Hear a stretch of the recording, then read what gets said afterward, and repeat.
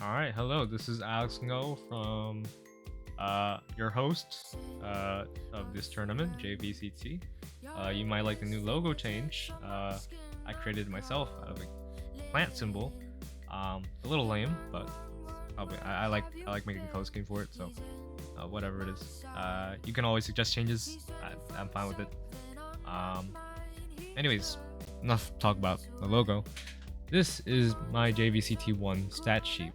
This is more of a personal project. It really wasn't for much, I would say. It caused me a lot of work. Let's just get that out. But I'm still pretty proud of it, to be honest. It looks like a bunch of garble. The computers understand it, but not me. Um, anyways, you might hear a little music in the background. Hopefully that doesn't distract you from whatever I'm talking about. But whatever I'm talking about this probably gonna be a little boring. Anyways, first chart we have ranks and their frequencies. We had 7 diamonds, 3 platinums, 4 golds, 3 silvers, 2 bronzes, and no irons. No ascendants either, but there was one, but they didn't play. So yeah, that's pretty much it. This chart reads off our team chart, and this has a little more info about each team. It's quite disorganized and looks very ugly, but it has everything you really need about each team. You know the players, you know who's coaching, you know what ranks each player are, and you know their powers. Now, power index is a bit of a trivial number. I'll tell you how I made it. So each number over here stands for the rarity divided by 25. Now I can multiply it by 25. I can multiply it by 4 to give you a good, evaluation of how many players aren't in that section, or aren't in that rank. It's a bit weird, I'm gonna be honest with you, but let me explain to you more in depth. By rarity, I took the percent of people in Valorant, the most recent studies at least, and I took it out of how many people are in each rank. So in Iron, there might be like 20% people, 20% of the people are in that rank. And I found some sort of, I've completely forgotten by now, but I found some sort of rarity number to give it, directly based off the population. This is from a study in July of 2022, just a month ago. So see how that goes. Anyways, you're thinking, wow, this is very complicated, Alex. Very little bit of an overkill. Yes, I made it more complicated too. We have power factors. Now these power factors are a lot more simple than a lot more simple, which is good. So it is in increasing order from iron to radiant. With iron being 1.0 power. And between each rank gains a third of its power. So you go from 1 to 1.3 to 1.7 to 2, 2.3, and so on and so forth, all until you get to 4.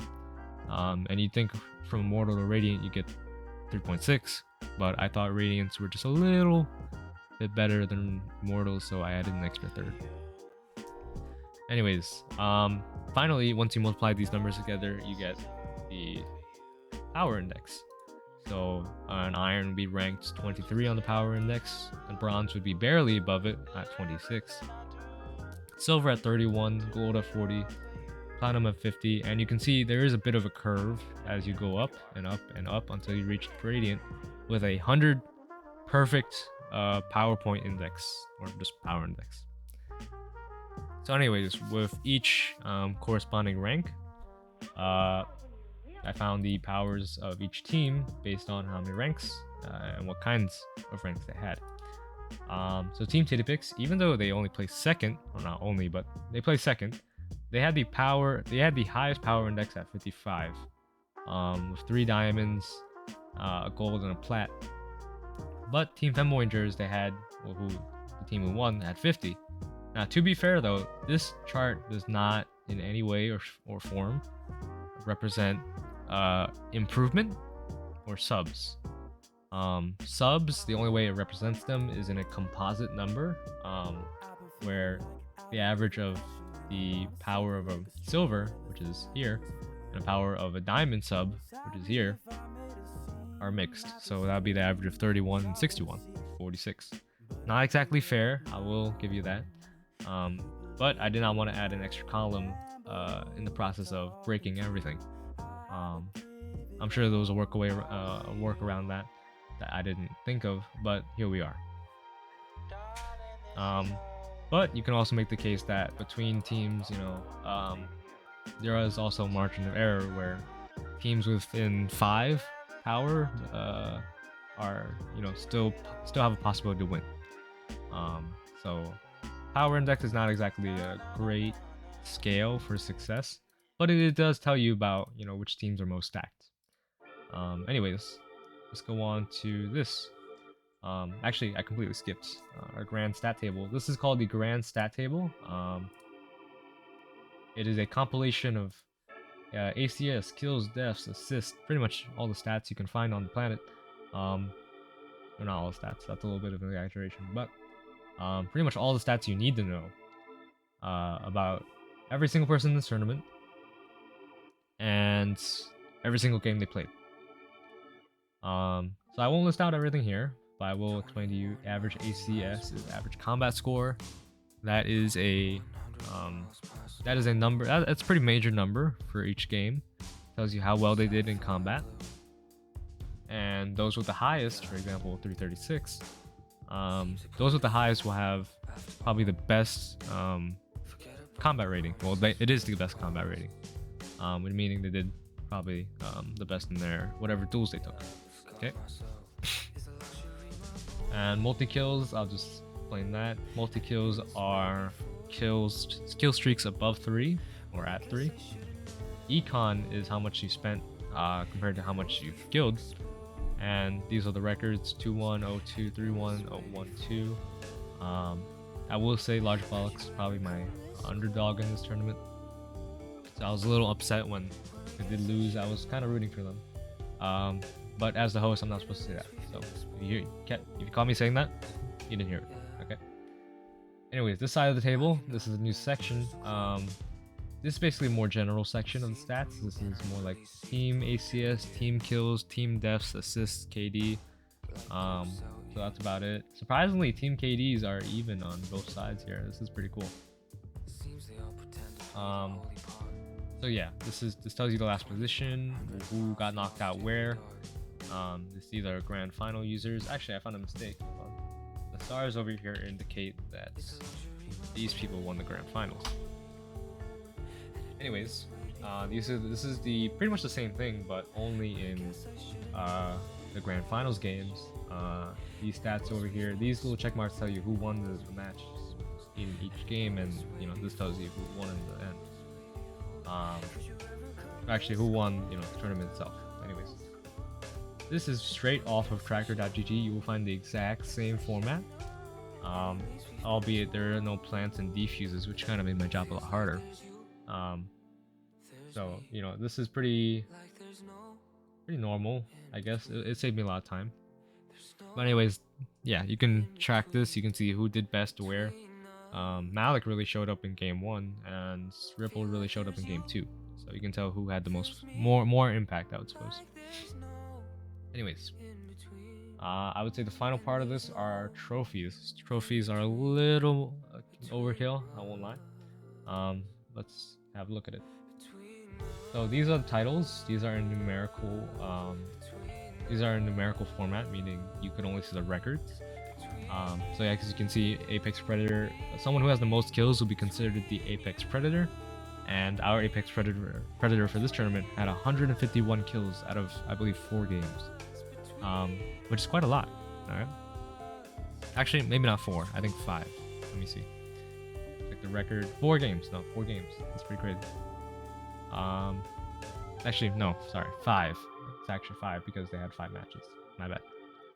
But anyways, so you have these record holders here. You have first, second, and third place. Now you might be wondering, how do we distinct between first, second, and third place in roles?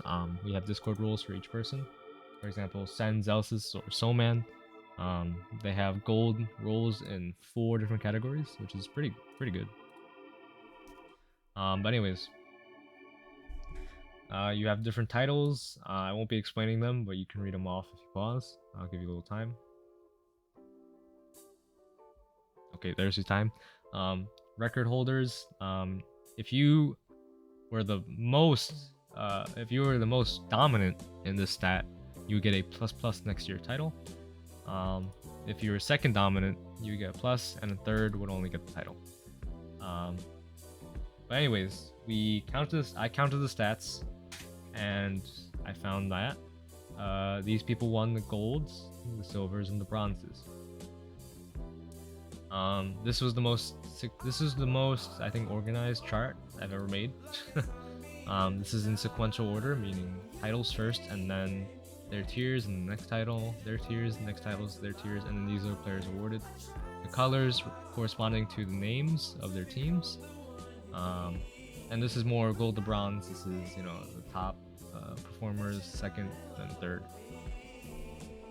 And I would say that's about it. You don't need to know much more. If you're watching this, I thank you for participating.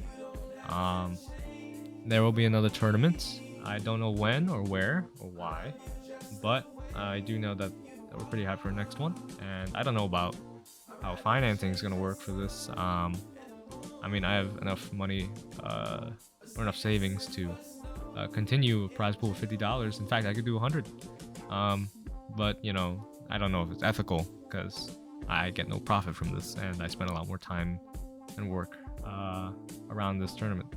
So I don't know if that's healthy for me, or I could be taken advantage of very quickly up against people who I don't trust.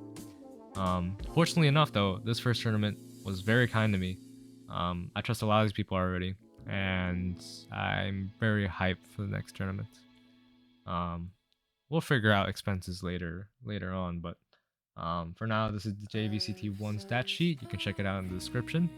If you have any comments about it, please DM me if you want. It's JustAlex, capital J, capital A, no spaces, hashtag 1248. And that's my Discord. Anyways, that's about it. Thank you for tuning in. I hope you liked the music in the background. Hopefully it wasn't too distracting. And congratulations for everybody who participated. You did great. Even if you got the least kills, most deaths, I still congratulate you. And thank you for joining. And yeah, that's about it. See you next tournament.